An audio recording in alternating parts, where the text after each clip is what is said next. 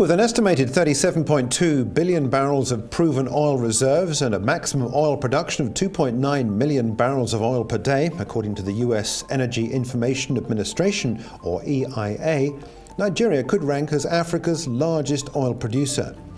But since December 2005, the country has experienced significant pipeline vandalism and militant takeovers of oil facilities in the Niger Delta. As a result, Nigeria's oil output is often significantly below its production capacity.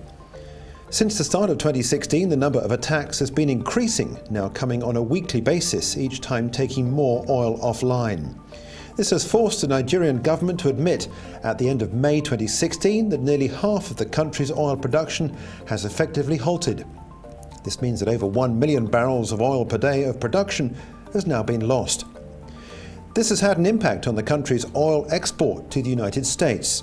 From 2005 to 2010, exports to the US had remained relatively stable, but the ever-increasing tensions have finally had the better of the situation. The EIA said that in 2010, Nigeria exported over 1 million barrels per day of crude oil, representing 9% of total US crude oil and petroleum product imports, and over 40% of Nigerian exports. By 2015, Nigerian crude oil exports to the US were down 95%. Recent data released by the EIA indicates that Nigerian oil production would remain depressed through to the end of 2017 as a result of militant attacks.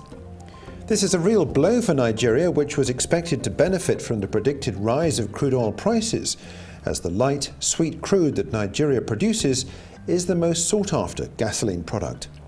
Loss of production and tumbling oil prices have battered Nigeria, which used to rely on crude for 2/3 of government revenue and is now considered responsible for the country's economic recession.